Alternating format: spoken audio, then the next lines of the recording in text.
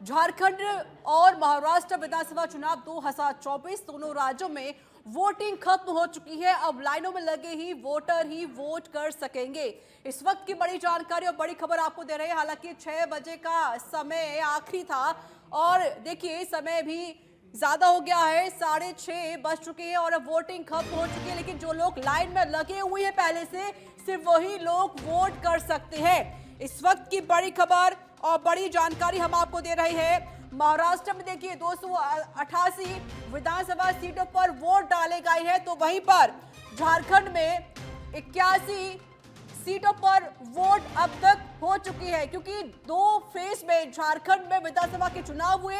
13 नवंबर और साथ ही 20 नवंबर यानी कि आज चुनाव हुए हैं। तो यानी झारखंड और महाराष्ट्र दोनों ही राज्यों में अब वोटिंग खत्म हो चुकी है और दोनों ही राज्यों में अब जनता किसे चुनने वाली है ये देखना भी बाकी होगा, क्योंकि 23 नवंबर को मतगणना होगी, इसके रिजल्ट घोषित कर दिए जाएंगे। इस वक्त की बड़ी जानकारी और बड़ी खबर हम आपको दे रहे हैं। महाराष्ट्र और झारखंड में विधानसभा के चुनाव खत्म हो चुके हैं। तो देखिए महाराष्ट्र की 288 विधानसभा सीटों के लिए वोटिंग खत्म हो चुकी है और उधर झारखंड में भी दूसरी फेज के तहत 38 सीटों पर मतदान संपन्न हो गए हैं। शाम 5 बजे तक महाराष्ट्र में 58.22% वोटिंग हुई है। तो वहीं झारखंड में वोटर्स में गजब का उत्साह भी देखने को मिला है, जहां झारखंड में 67.59% मतदान हुआ है। एक और बड़ी जानकारी है महाराष्ट्र विधानसभा चुनाव 2024 को लेकर। IANS matrix opinion poll Mahayuti को मिल रही 145 से 165 सीटें, महाविकास आघाड़ी को मिल रही है 106 से 126 सीटें। इस वक्त की बड़ी जानकारी दे रहे हैं महाराष्ट्र विधानसभा चुनाव 2024 को लेकर। लोक पोल ओपिनियन सर्वे सामने आया है, महायुति को मिल रही है 288 में से 115 से 128 सीट और महाविकास आघाड़ी को लगभग 151 से 162 सीटें मिलने का अनुमान है। यानी कि जो महाविकास आघाड़ी है वो एग्जिट पोल में आगे बढ़ता हुआ और साथ ही महायुति वो थोड़ा महाआघाड़ी से पीछे है। तो ये पूरा एग्जिट पोल हम आपको दिखा रहे हैं महाराष्ट्र विधानसभा चुनाव को लेकर। हालांकि मतदान संपन्न हो चुका है, अब इंतजार किया जा रहा है तो रिजल्ट का। एग्जिट पोल हम आपको बता रहे, ओपिनियन सर्वे जो सामने आ रहा है, महायुति को मिल रही है 115 से 128 सीटें और वही महाविकास आघाड़ी को 151 से 162 सीटें मिल रही है। और ये पूरा आंकड़ा 288 में से है, क्योंकि आज 288 विधानसभा सीटों पर मतदान किया गया, वोट डाले गए और उसके बाद अब ये ओपिनियन पोल सामने आ रहे हैं, जहां पर महायुति महाआघाड़ी से पीछे है। इस वक्त की बड़ी खबर और बड़ी जानकारी, एग्जिट पोल सामने आ रहे हैं। महायुति को 288 में से 115 से 128 सीटें मिल रही है, तो वही महाविकास आघाड़ी को 151 से 162 सीटें मिल रही हैं। तो बड़ी खबर आपको बता दें कि महाराष्ट्र विधानसभा चुनाव 2024 को लेकर बड़ी जानकारी हम आपको दे रहे हैं। किसी भी पार्टी ने सभी 288 सीटों पर अपने उम्मीदवार नहीं उतारे।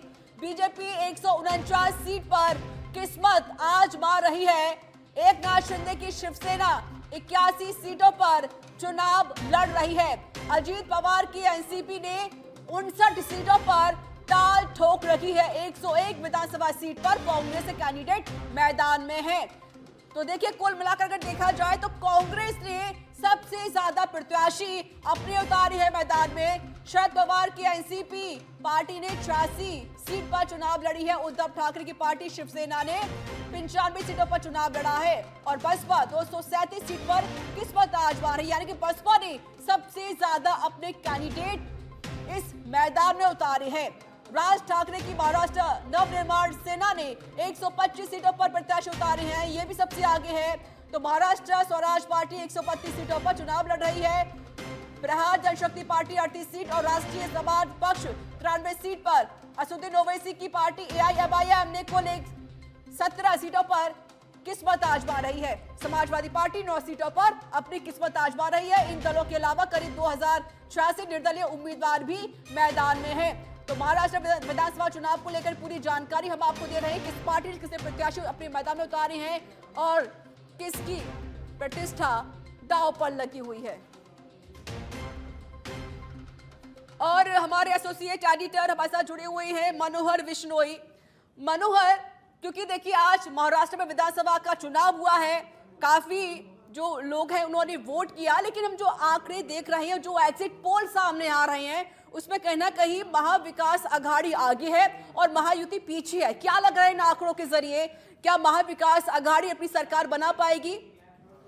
देखिए ऋचा, वहाँ महाराष्ट्र का चुनाव इस बार बहुत इंटरेस्टिंग था। वो कारण ये था कि 6 पार्टी प्रमुख रूप से, जो जिस तरीके से 2 NCP की 2 भाग हो गए और 2 भाग हो गए शिवसेना के, कुल मिलाकर बीजेपी, कांग्रेस और 6 पार्टी जो मुख्य रूप से मैदान में थी, उनके बीच मुकाबला था। और मुकाबला इतना इंटरेस्टिंग था और जिस तरीके से कल का जो एक घटनाक्रम बीजेपी के साथ हुआ, उसके बाद से चीज़ें कुछ बदलती हुई नजर आई। लेकिन जो वोटिंग परसेंटेज है उसके हिसाब से देखा जाए, और जो आप एग्जिट पोल की जो बात कर रही है अभी, तो उसमें खास तौर से अलग अलग जो एजेंसीज है वो सर्वे करवा रही है। आपने एक एजेंसी का जिक्र किया कि इसमें महाविकास अघाड़ी है जो आगे है, महाविकास अघाड़ी। हाँ, और दूसरा जो एक सर्वे और जो है मैट्रिक वाला, तो वो बता रहा है कि बीजेपी आगे है। वहाँ पर बीजेपी की लीड वाली जो महायुति है वो आगे। कुल मिलाकर के वहाँ पर जो गठबंधन दोनों तरफ से हुआ है, उस गठबंधन में सबसे ज़्यादा किस तरीके से किसने जो हिस्सेदारी करी है, उसका एग्जिट पोल में अलग अलग विचार है। जिस तरीके से एग्जिट पोल के जो साख है उस पर सवाल पिछले काफ़ी समय से उठते आए हैं। आपने देखा होगा लोकसभा चुनाव की बात की जाए या हरियाणा चुनाव की बात की जाए, उसमें भी सटीक नहीं रहे पूरे जो नतीजे रहे। लेकिन एक अनुमान है, और चुनाव के तुरंत बाद का अनुमान है, उसमें जिस तरीके से जो आंकड़े आ रहे हैं उसमें दोनों पार्टियों के बीच, दोनों गठबंधन के बीच में बहुत कड़ा मुकाबला महाराष्ट्र में देखने को मिल रहा है। बिल्कुल जाहिर है, अगर हम देखें जो प्रमुख पार्टियां हैं, चाहे वो बीजेपी हो, कांग्रेस हो या फिर शरद पवार की पार्टी हो, एकनाथ शिंदे की पार्टी हो, उद्धव ठाकरे हो, इन सब में देखा जा रहा है तो सबसे ज़्यादा जो चर्चा में रहती हैं ये सारी पार्टियां ही रहती हैं। तो इसमें कांग्रेस ने सबसे ज़्यादा अपने प्रत्याशी उतारे हैं। हालांकि बसपा भी इससे और आगे है, लेकिन बसपा इतना ज़्यादा उनका जिक्र यहाँ पर नहीं किया जाता, क्योंकि जो मेन लड़ाई है वो इन दो लोगों के बीच में बनी हुई है, चाहे वो महायुति हो या महाविकास अघाड़ी हो। अब जनता ने किसे पसंद किया, एग्जिट पोल का जो हम जिक्र कर रहे हैं मनोहर, क्योंकि हरियाणा में भी जिस तरीके से एग्जिट पोल आए थे तो इसमें कांग्रेस को बढ़त दिखाई गई थी, जबकि बीजेपी पिछड़ती हुई नजर आई। लेकिन उसके उलट हुआ। तो क्या ये जो एग्जिट पोल सामने भी आ रहे हैं, तो क्या ये गलत भी साबित हो सकती है महाराष्ट्र की तरह? आपने देखा होगा अभी जो आंकड़े दिखाए जा रहे हैं वो ज़्यादा फर्क नहीं दिखाया जा रहा है। जिस तरीके से हरियाणा में एक तरफा सरकार कांग्रेस की बना रहे थे कि आप मार्जिन 70 से प्लस सीट बता रहे थे, एक तरफा सरकार में, लेकिन यहाँ पर बहुत ही सुलझी हुई तरीके से आंकड़े दिखा रहे हैं एग्जिट पोल। उनको लग रहा है कि कहीं जो साख पर जो बट्टा लगा था वो कहीं फिर खराब ना हो जाए और फिर लोग ये एग्जिट पोल की चर्चा ही करना बंद हो जाए। तो ये जो आंकड़े हैं वो नियर बाई रखने की कोशिश की जा रही है।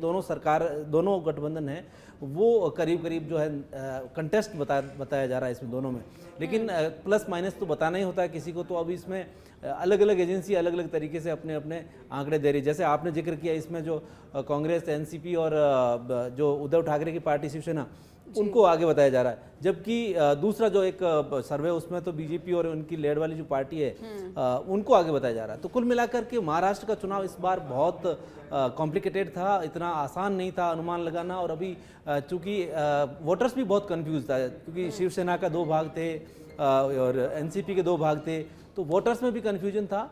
और उसके बाद जिस तरीके से जो आंकड़े आ रहे हैं वो बहुत ही करीबी आंकड़े दिखाए जा रहे हैं। तो कुल मिलाकर ये है कि महाराष्ट्र का चुनाव जो है वो आंकड़ों, अभी एग्जिट पोल के आंकड़ों में तो बीजेपी को आगे दिखाया जा रहा है, कई जगह कई कांग्रेस वाली। बिल्कुल। और देखिए जो बहुजन समाजवादी पार्टी है और 237 उन्होंने अपने कैंडिडेट उतारे हैं, तो क्या ये भी वोट काट सकती है अदर पार्टियों के? देखिए ये सब जो 6 पार्टी जिसका हम जिक्र कर रहे हैं, उनके अलावा ये जो पार्टी है, जैसे बसपा पार्टी है, तो दलित वोटों पर सीधा सा इनका असर होता है। तो वहाँ पर जिस तरीके से दलित वोट इस बार जो पिछले काफ़ी समय से बीजेपी को लग रहा है कांग्रेस की तरफ मूव हो रहा है, तो ये बसपा का जो कैंडिडेट जो सारी सीटों पर लगभग खड़े हैं 288 में से, तो कुल मिला के ये देखा जा रहा है कि वहाँ पर जो ये जो निर्णायक हो सकता है कि ये रिजल्ट परिवर्तन करने वाला है। कहीं जो दलित वोट जो है कांग्रेस को जाने वाला है वो उनको मिल गया तो फिर वहाँ रिजल्ट बीजेपी के फेवर में जा सकता है। तो ये रणनीति का हिस्सा है और कांग्रेस और एनसीपी को डेंट करने के लिए वहाँ असदुद्दीन ओवैसी की पार्टी भी वो मैदान में। तो कुल मिलाकर बीजेपी ने बहुत रणनीति से वहाँ चुनाव लड़ा और जिस तरीके से चुनाव लड़ा है उस हिसाब से हो सकता है कि बीजेपी अब का पलड़ा है वो भारी रहे। अच्छा, जैसे कि मुस्लिम्स का काफ़ी यहाँ पर जिक्र भी होता है, क्योंकि बीजेपी हो या फिर वो कांग्रेस हो या शिवसेना हो या अदर पार्टी क्यों ना हो, एक बड़ा एक वोट बैंक भी होते हैं मुस्लिम। क्योंकि अब AIMIM के जो हैं प्रमुख हैं असदुद्दीन ओवैसी, उन्हें कहा जाता है कि वो बीजेपी की बी पार्टी है। 17 प्रत्याशी उन्होंने उतारे हैं मैदान में। तो क्या ये जो बी पार्टी जिसका जिक्र बार बार किया जाता है, बीजेपी की बी पार्टी जिसे माना जाता है असदुद्दीन ओवैसी को, तो क्या ये भी वोट ले सकते हैं, उनके पक्ष में हो सकता है कि कांग्रेस को इसमें मात मिल सकती है देखिए महाविकास आघाड़ी को? ऋचा, देखिए बिहार का चुनाव था, उस समय ओवैसी को काफ़ी सफलता मिली थी, इसमें मुस्लिम वोट मिले थे। उसके बाद जो मुस्लिम वोट है ओवैसी को यूपी के चुनाव में भी बहुत कम मिले। उसके बाद दूसरा जो राजस्थान का चुनाव उसमें भी और दूसरे और राज्यों में चुनाव हुए तो वहाँ पर ओवैसी को बहुत कम वोट जो है उनको मिले और जो रिजल्ट परिवर्तन कर सके इतने वोट नहीं मिले। तो महाराष्ट्र में भी उनको अब शायद वोट तो मिलेंगे लेकिन उतने नहीं होंगे कि रिजल्ट प्रभावित करने वाले वोट मिलेंगे बसपा को। चलिए, मेरे साथ और लोग भी जुड़ चुके हैं। दिल्ली ब्यूरो चीफ हैं राजीव तिवारी, साथ ही पॉलिटिकल एक्सपर्ट भी हैं एकलव्य सिंह। दोनों का स्वागत है। राजीव जी, चुनाव कहीं पर भी हो, चाहे वो किसी भी राज्य में ही क्यों ना हो, लेकिन दिल्ली में सब कुछ तय होता है।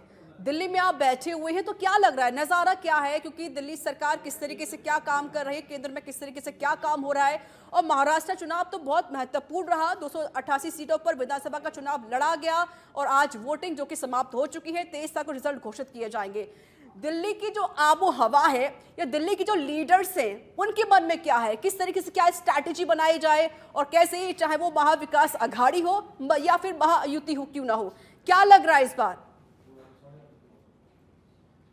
बिल्कुल, देखिए अगर महाराष्ट्र चुनाव की बात की जाए तो भारतीय जनता पार्टी बहुत ही रणनीतिक तौर पे चुनाव लड़ी है और इस बात से इनकार नहीं किया जा सकता है। जैसा कि मनोहर जी बता रहे थे कि इस बार महाराष्ट्र में जो लड़ाई हुई है असली और नकली की लड़ाई हुई है, क्योंकि शिवसेना भी दो धड़े में पट गया था। एकनाथ शिंदे ये बता रहे थे कि हम बाला साहब ठाकरे के असली उत्तराधिकारी हकदार हैं, उनकी विचारधारा को हम आगे लेकर के चल रहे हैं।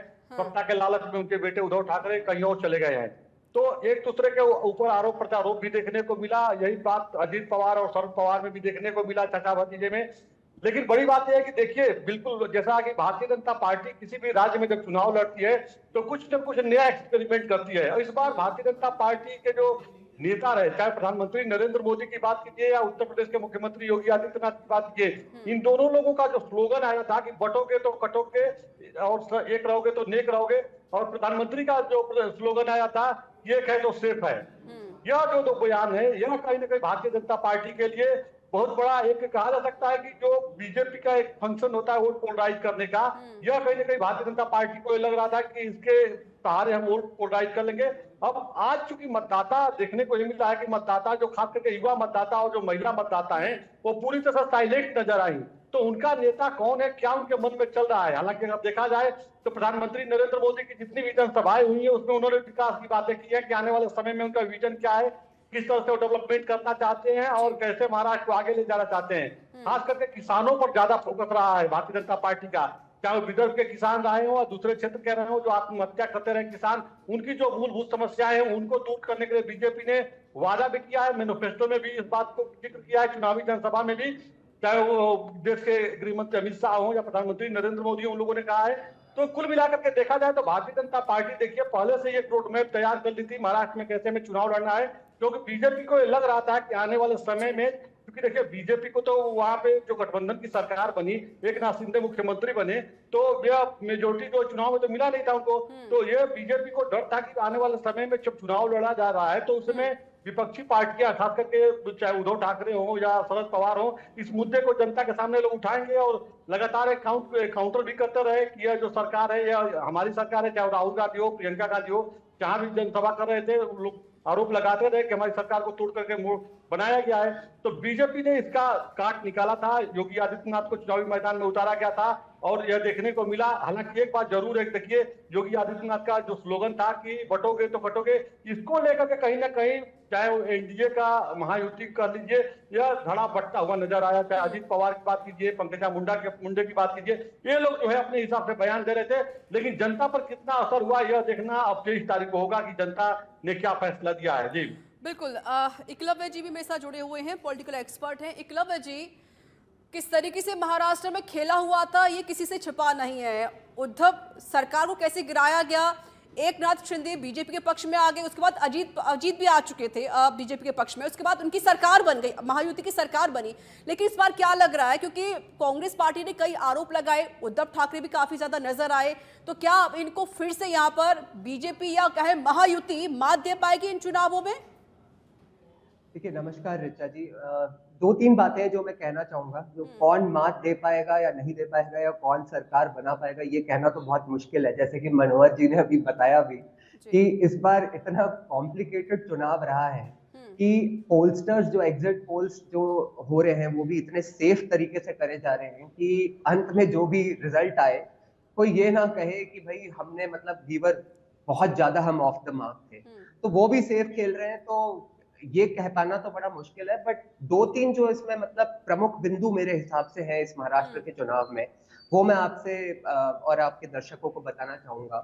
एक तो देखिए, मैं समझता हूँ कि जहां तक भाजपा का सवाल है, भाजपा में जिस तरह से एक मोदी जी के बाद जो दो एक इस जनरेशन के जो शाइनिंग स्टार्स अभी तक रहे, वो है एक तो महंत योगी आदित्यनाथ जी और एक हिमांता बिस्वा शर्मा जी।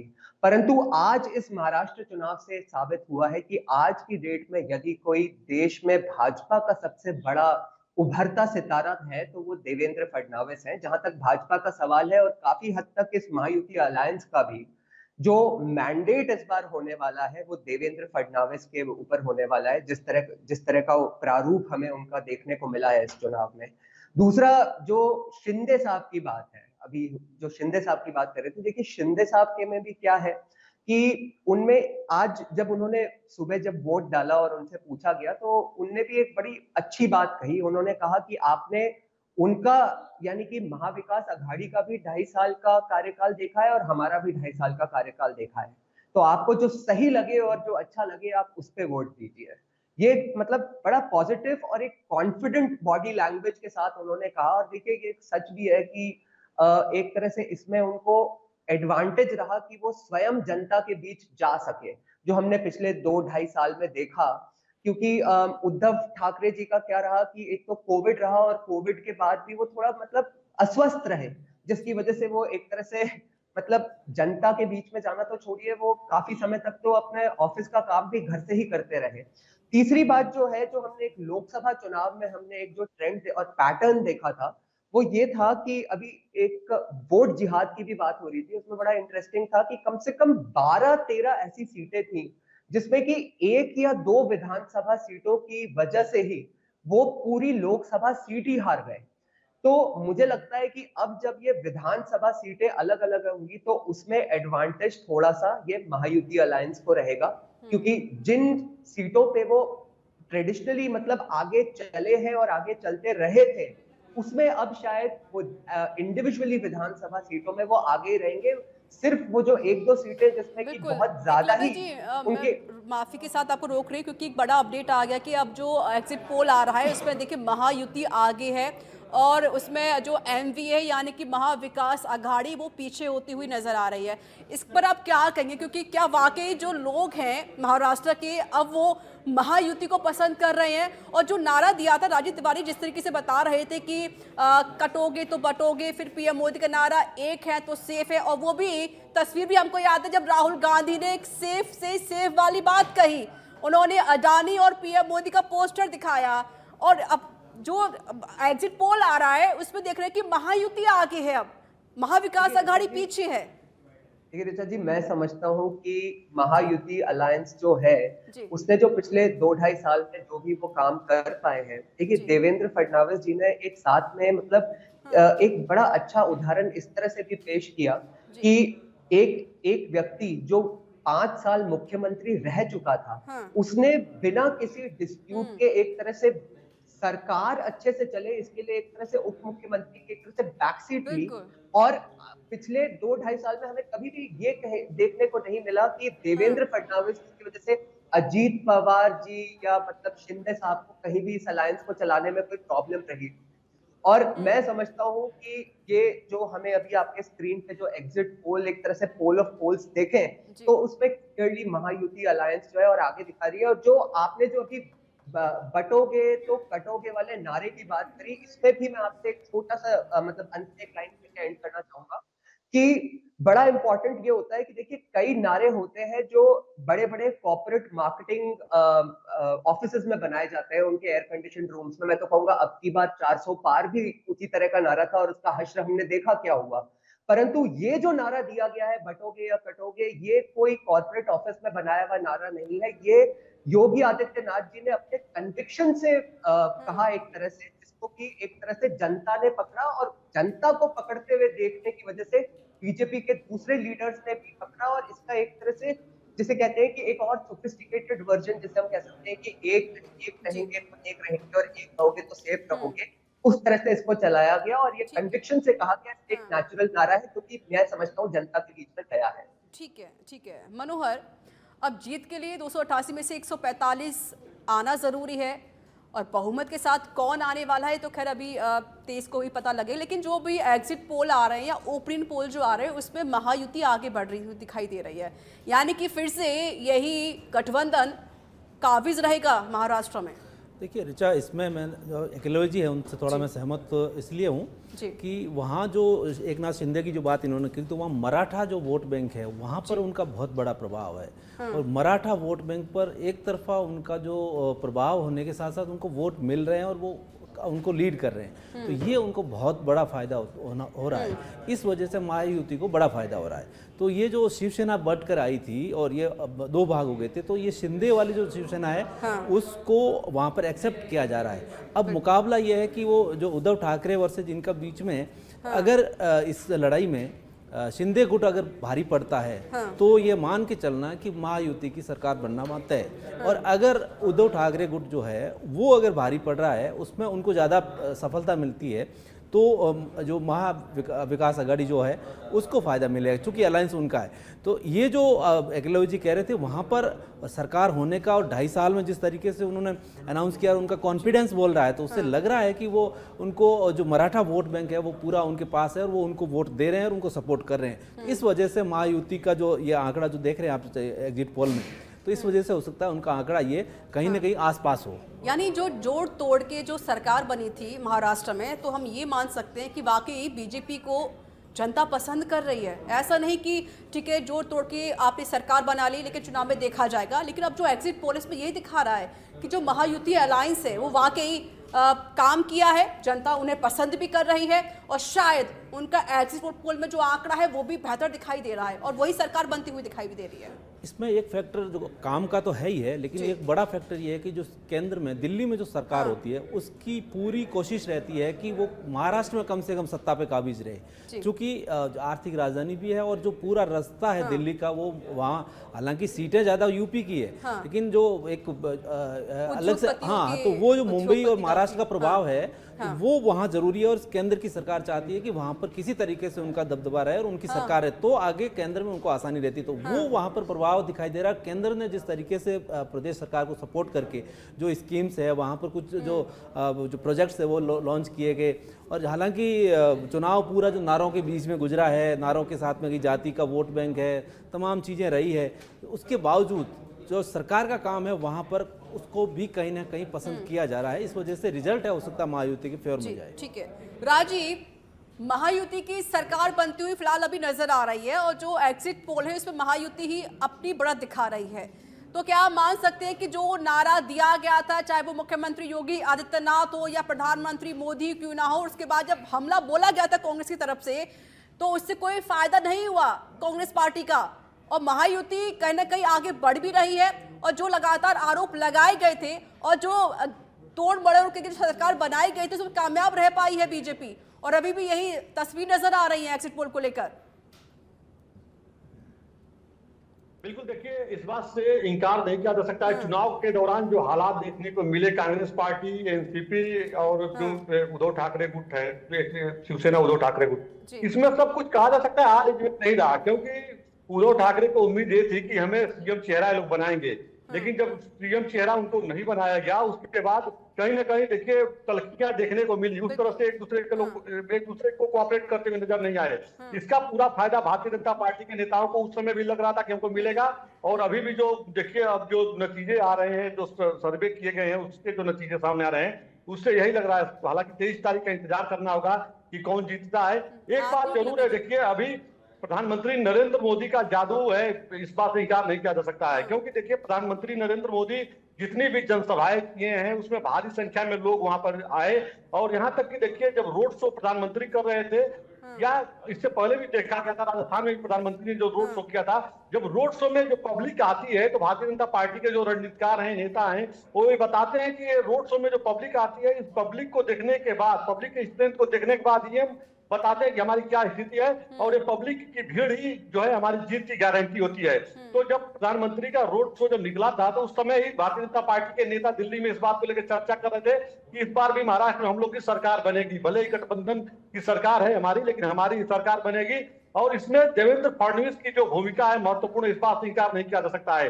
क्योंकि जो स्लोगन वाली बात है, चाहे वो मुख्यमंत्री योगी आदित्यनाथ की बात की जाए या प्रधानमंत्री नरेंद्र मोदी की बात की जाए, एक रहोगे तो सेफ रहोगे, बटोगे तो कटोगे, इसका जिस तरह से जोरदार तरीके से समर्थन किए देवेंद्र फडणवीस ने, जिस तरह से किया, और इसको लेकर वो अजित पवार पर जिस तरह से उन्होंने अटैक किया, इसका कहीं ना कहीं भारतीय जनता पार्टी के उम्मीदवारों को बड़ा फायदा मिला है। क्योंकि देखिए भारतीय जनता पार्टी का जो कोर एजेंडा है वो हिंदुत्व है, इस बात से इनकार नहीं किया जा सकता है। इस बात को बीजेपी के नेता भी मानते हैं, और यही वजह है कि मुख्यमंत्री योगी आदित्यनाथ साफ तौर पे कहते हैं कि हम हिंदुत्व हैं और हम एक रहेंगे, और एक रहेंगे तो हम जीतेंगे और आगे बढ़ेंगे।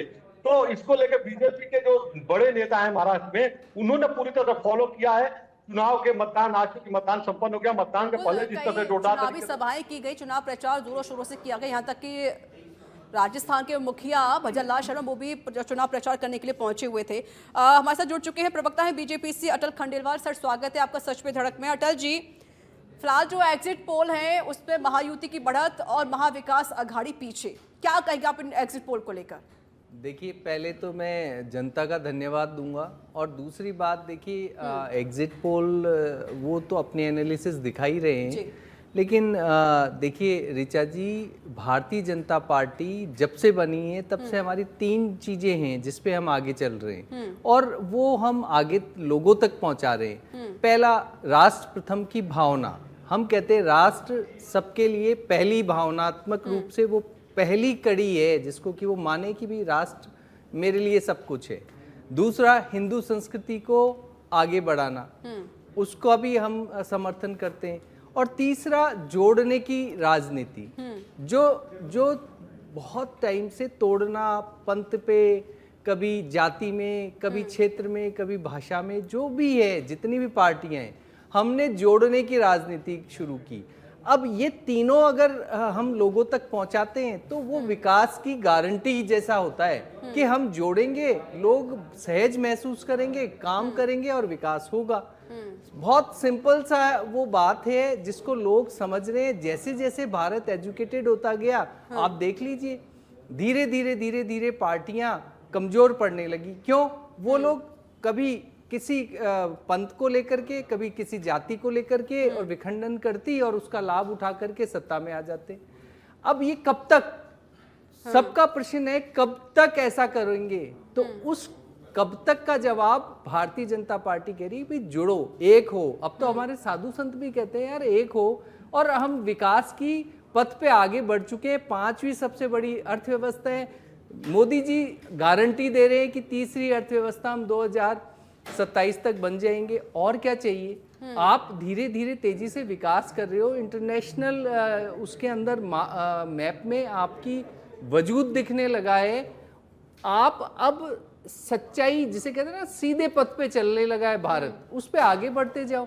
अब आप कभी कहो आरक्षण खतरे में, कभी कहो संविधान खतरे में, कभी क्या कहो, कभी कहते हो 8,500 रुपए दे देंगे, कभी कहते हो 1 लाख महिलाओं को दे देंगे। ये सारी चीजें नहीं, आप दे दो, आप वंचितों को दो, कोई इशू नहीं है। उसके लिए आप कहां से उसका प्रबंधन करेंगे, उसका पूरा आकलन होना चाहिए। ये नहीं गुमराह कर दिया जनता को, बिल्कुल स्पष्ट कि साहब हम इस तरीके से राइजिंग राजस्थान में इतना MOUs हुए हैं, इसको इतना प्रतिशत कन्वर्ट करेंगे, ऐसे हम 4 लाख नौकरियां देंगे या इस तरीके से 6 लाख नौकरियां ऐसे क्रिएट होंगी। हम इंडस्ट्री को ये चीजें और दे रहे हैं, इस तरीके से इंडस्ट्री का स्कोप बढ़ा रहे हैं। सोलर एनर्जी की यहाँ संभावनाएं हैं, उसको और ज्यादा, जहां पर भी सोलर एनर्जी के निकटवर्ती देश हैं जो बहुत बढ़िया काम कर रहे हैं, उन्हें बुला रहे हैं, उनको कह रहे हैं, उनके साथ टाइप्स कर रहे हैं। तो बेसिकली लोगों को एजुकेट कर रहे हैं आप। IIT मतलब यहाँ बहुत सारी यूनिवर्सिटीज बना रहे हो आप, और वैल्यूएबल एजुकेशन, पहले इंफ्रास्ट्रक्चर क्रिएट कर दिया, अब उसको और वैल्यूएबल बनाते जाओगे तो देश अपने आप बढ़ता जाएगा। हमारा बहुत सीधा साधा सा एजेंडा है, हम उसी एजेंडे पे आगे फोकस कर रहे हैं। ठीक है, एकलव्य जी, सर आवाज मिल रही है आपको? सर जी, आपको आ रही है मेरी जी आवाज? जी जी सर बोलिए। जी, तो मैं ये कहना चाह रहा था रिचा जी कि अभी जो हमने अनेकों बिंदुओं पर डिबेट किया और डिस्कस किया, बट एक पॉइंट इसमें जो मैं ऐड करना चाह रहा था, जो मुझे लोकसभा के एक तरह से मुकाबले जो एक फंडामेंटल डिफरेंस दिखाई दिया, वो ये था कि लोकसभा में जिस तरह से बीजेपी की जो बूथ लेवल वर्कफोर्स है, उसमें प्राइमरीली जो है RSS के ही लोग होते हैं, उनके जो कार्यकर्ता होते हैं। और नागपुर जो कि एक तरह से RSS का गढ़ है, आपको ध्यान होगा कि लोकसभा में बहुत बार एक तो ये बातें आई कि BJP was very over confident, और वो उनके अब की बार 400 पार के नारे में झलकता भी था। परंतु इस बार जो हमने देखा है, हरियाणा में भी हमें ये देखने को मिला, और इस बार भी बहुत अच्छे से देखने को मिला, क्योंकि देवेंद्र फडणवीस जी का खुद का बैकग्राउंड RSS का है, कि RSS ने बूथ लेवल पे लोगों के घर घर जाके जिस तरह से, मतलब RSS की नहीं कि RSS के जो बीजेपी की बूथ लेवल वर्कफोर्स में शामिल है, उन्होंने जिस तरह से लोगों के घर घर पहुंच के इस बार मेहनत करी, जिस तरह से वो दिखाई दिए हैं, और उनमें जो उत्साह भी दिखाई दिया है, ये कि उनका स्पष्ट तौर पे ये मानना रहा है कि जिस तरह से उन्होंने ये मेहनत इस बार, मतलब एक समन्वय बैठा के जो मेहनत करी है, ये रंग लाएगी, ये इस बार उनके स्टेटमेंट, उनके नारों और उनके उत्साह में दिखाई दी।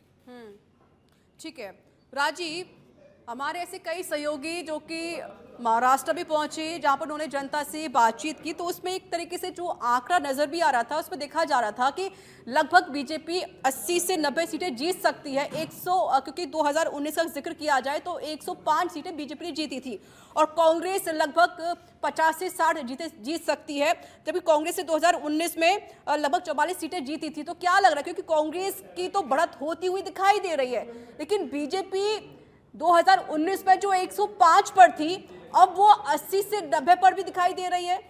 राजीव, क्या लग रहा है? बिल्कुल, देखिए संभावनाएं प्रबल हैं, क्योंकि जो अभी जो सर्वे के जो नतीजे आ रहे हैं, जो एग्जिट पोल हैं, उस पर ज्यादा हम लोग भरोसा नहीं कर सकते हैं, क्योंकि एजेंसियां अपने अपने हिसाब से सर्वे की हैं।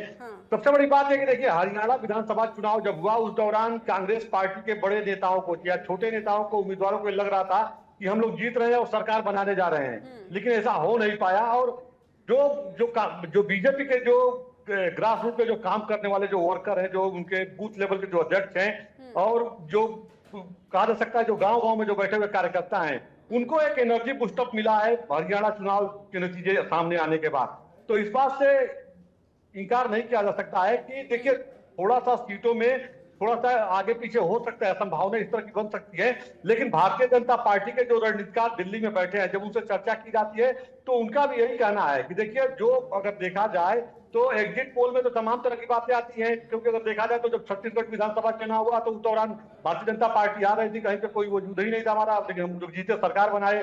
यही स्थिति हरियाणा में भी देखने को मिली, हम लोग हार रहे थे लेकिन हम लोग सरकार बनाए।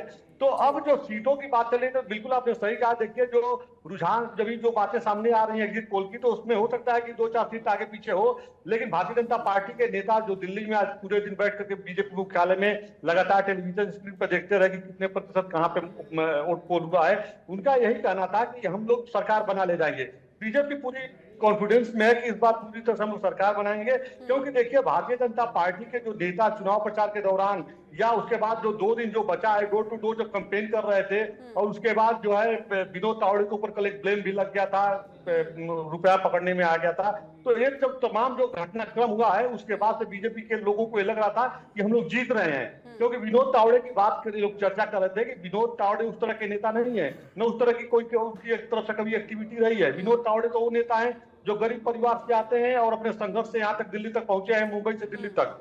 तो उनके ऊपर जो ब्लेम लगाया गया है कहीं ना कहीं एक बड़ा षड्यंत्र है। तो ये षड्यंत्र कौन कर रहा है, तो सीधे तौर पे विपक्षी नेताओं का नाम सामने आ रहा था। तो ऐसे में भारतीय जनता पार्टी के नेताओं को लग रहा था कि जो लगातार हैपनिंग हो रही है उसमें भारतीय जनता पार्टी के उम्मीदवार कहीं ना कहीं आगे चल रहे हैं। यही वजह है कि पूरे मामले को डाइवर्ट करने के लिए इस तरह की एक्टिविटी देखने को मिल रही है। जी ठीक है मनोहर, भले ही सबसे बड़ी पार्टी महाराष्ट्र में बीजेपी है, लेकिन भले बड़ी पार्टी हो, लेकिन फायदा कांग्रेस को भी दिखाई दे रहा है, क्योंकि जाहिर है कि लगभग 80 से जो 90 सीटें बीजेपी खाते में जाती हुई दिखाई दे रही है। नंबर 1 की पार्टी तो वो बनती हुई दिखाई दे रही है, सेकंड पर कांग्रेस नजर आ रही है, और इसके अलावा जो थर्ड नंबर पर है तो वो है आपकी ये शरद पवार वाली पार्टी। अगर मैजिक चलता है तो शायद कुछ सीटें जीत पाए, और उसके बाद आती है शिवसेना की पार्टी, क्योंकि लेकिन बीजेपी सबसे बड़ी पार्टी है। तो क्या लग रहा है इस बार कि जो बड़े बड़े बयान दिए गए थे या बड़े बड़े जो वादे, चाहे देखिए मराठा आरक्षण का आंदोलन हो, मराठा वर्सेस ओबीसी के मुद्दे और लाडली बहन जैसी योजना का जो असर है वो वाकई बीजेपी के दिखाई दे रहा है, बीजेपी के साथ पक्ष में होते हुए?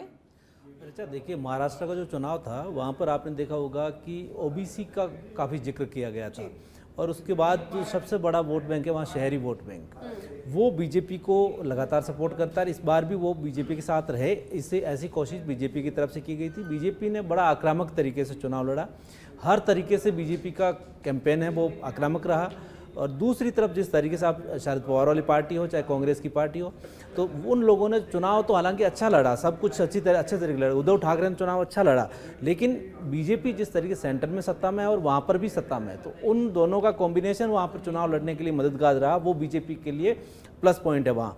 लेकिन वहाँ विदर्भ का पूरा बड़ा एक इलाका है, वहाँ पर विदर्भ में हमेशा बीजेपी को लॉस होता है, लेकिन वहाँ शिवसेना कांग्रेस साथ जुड़ गई, एनसीपी और कांग्रेस को वहाँ फायदा होता है। तो अब देखने वाली बात है कि विदर्भ कैसे सपोर्ट करता है, और मराठा जिस तरीके से एक तरफा होकर के शिंदे पार्टी को वोट कर रहे हैं। मैं जिस तरीके से उसका जिक्र कर रही हूँ बीजेपी का, क्योंकि 2019 का वो समय याद है जब विधानसभा का चुनाव हुआ था, तब उस दरमियान बीजेपी को 105 सीटें मिली थी, काफ़ी अच्छी खासी सीटें मिली थी, और उसके बाद जो अब सीटें मिलने का जो अनुमान जताया जा रहा है एग्जिट पोल के जरिए, उसमें 80 से 90 सीटें मिलती हुई बीजेपी को दिखाई दे रही हैं। तो क्या जो मराठा वर्सेस जो ओबीसी का जो मुद्दा था, क्या उसकी वजह से सीटें कम हुई हैं बीजेपी की, 105 से सीधे 80 और 90 पर आ जाना? देखिए, अभी बीजेपी का लोगों में ये परसेप्शन है कि बीजेपी अगर लार्जेस्ट पार्टी रहती है तो सरकार उनकी बनना तय है। तो अभी जितनी भी सीटें हैं और सारे सीटों पर किसी पार्टी ने चुनाव नहीं लड़ा है, तो वहाँ पर ये जो चीज़ें हैं, जो बीजेपी ने ज़्यादा से ज़्यादा जिस चुनाव लड़ा जहाँ पर उनको अगर अधिक से अधिक सीटें मिलती है और 100 के करीब अगर बीजेपी रहती है, लार्जेस्ट पार्टी रहती है, तो ये बीजेपी के लिए और सरकार बनाने में उनके लिए बहुत सहयोगी रहेगी। लेकिन जिस तरीके से मैंने कहा कि विदर्भ और जो रूरल एरिया है वहाँ का, और जो किसानों के वहाँ इश्यूज है, और जो बीच का जो कॉन्फ्लिक्ट है, जिस तरीके से जो कांग्रेस का प्रचार था और बीजेपी का था, हिंदू मुस्लिम का चुनाव था, साथ ही जिस तरीके ओबीसी का वहाँ पर खासतौर से जिक्र किया गया, ये जो जातियों में जिस तरीके से चुनाव बटा था और कॉम्प्लिकेटेड हो गया था, और जो एक पार्टी के 2 पार्टी हो जाना, तो ये कन्फ्यूजन था। इन तमाम चीज़ों को ध्यान में रखते हुए ऐसे कन्फ्यूजन में रहे और बीजेपी लार्जेस्ट पार्टी रहे और सत्ता में है तो उनका फायदा उनको मिलता रहे, और वोटर्स है वो सारे उधेड़बुन में बीजेपी को सपोर्ट करते थे। जब उस दरमियान उद्धव की सरकार को तोड़ा गया था, कहा गया था कि बीजेपी यहाँ पर मिशन लोटस खेल रही है, ये जो जिक्र हुआ था, तो क्या बीजेपी फिर से कामयाब हो पाएगी? जनता फिर से मिशन लोटस तो बीजेपी कई राज्यों में करती आई है और उनकी एक स्ट्रेटजी का हिस्सा होता है। लेकिन महाराष्ट्र में इसलिए बहुत जरूरी होता है कि जैसा मैंने पहले बताया कि दिल्ली में अगर कोई सरकार सत्ता में है और उनको चाहिए कि वो महाराष्ट्र में भी सत्ता में रहे, तो दिल्ली का रास्ता है वो आसान रहता है। तो उस समय जो तोड़ी गई थी सरकार, वो कारण यही था कि ये 24 का लोकसभा चुनाव है, उसमें जीतने के लिए आसानी रहे, और महाराष्ट्र का जो कोई भी अगर सत्ता में रहेगा तो उनमें दिल्ली की गद्दी पर बैठना आसान रहेगा। तो अब महाराष्ट्र में भी आगे भी चीज़ें वही है, क्योंकि अभी किसी ने एक इंटरव्यू में कहा था कि प्रधानमंत्री मोदी ने तो अभी 29 के चुनाव की तैयारी शुरू कर दी है। तो कुल मिलाकर के जिस तरीके से बीजेपी जो एक स्ट्रेटजी चलती है, तो उनके लिए महाराष्ट्र में सरकार बचाना, सरकार में रहना बहुत ज़रूरी है। इसको लेकर के बीजेपी ने हर प्रकार से चुनाव लड़ा और हर तरीके से चुनाव लड़ा। और जिस तरीके से जो घटना हुई कल, जो तावड़े वाली घटना, जो पैसे पकड़े गए, उससे बीजेपी के लोगों से हमारी आज बात हो रही थी, वो कह रहे हैं कि ये कितना लॉस होता है और ये मैसेज जनता तक कितना पहुंचता है, वो बीजेपी के लिए माइनस मान लो, बाकी चीज़ें बीजेपी के लिए प्लस है वहाँ। ठीक है। अटल जी, एग्जिट पोल तो हरियाणा में जब विधानसभा का चुनाव हुआ तो उसमें गलत साबित हुए, आपको वहां पर हार दिखाई देती थी एग्जिट पोल, बट आप जीत गए। इस बार यहाँ पर क्या लग रहा है, क्योंकि महायुति तो एग्जिट पोल में आगे बढ़ती हुई दिखाई दे रही है, सरकार बनाती हुई नजर आ रही है, ये भी तो सब गलत हो सकते हैं ना? देखिए, हम एग्जिट पोल या कोई भी एनालिसिस है, एनालिसिस पे एक आधा प्रतिशत भी अगर वो हिल गया उसका डेटा, तो उसमें कुछ भी हो सकता है। लेकिन हमने तो इस बारे में कोई बात नहीं की। हमारा अपना एक सर्वे रहता है, हमारा अपना एक डेटा एनालिसिस रहता है, वहाँ लोगों से बात होती है, बूथ स्तर के कार्यकर्ताओं से बात होती है। हमारा अपना एक संगठन है जो नीचे तक है और वहाँ से फीडबैक भी लिया जाता है। तो उससे पता है हमें कि भी हम महाराष्ट्र और झारखंड में सरकार बना रहे हैं। ये आपके एग्जिट पोल तो अभी आए, हमें तो पता है ये बात ये है कि काम करते हुए दिखना पड़ता है। दूसरी बात, आप लोग क्या बात आप उनको बोल रहे हो और वो किस तरीके से रिस्पॉन्ड कर रहे हैं, आपका विचार क्या है, आप क्या विचार और क्या बात लोगों तक पहुंचाना चाह रहे हो। तो हमारा बिल्कुल ओपन है, उसमें कोई छुपा हुआ कुछ भी नहीं। बिल्कुल 3 एजेंडे साफ है, जातियों को जोड़ना का। हाँ बिल्कुल, हम आश्वस्त हैं, ठीक है, हम मेहनत करते हैं और हमें अपने बारे में पता है। माफी के साथ आप सभी का बहुत बहुत शुक्रिया हमारे साथ जुड़ने के लिए, अपना कीमती वक्त यहाँ पर साझा करने के लिए।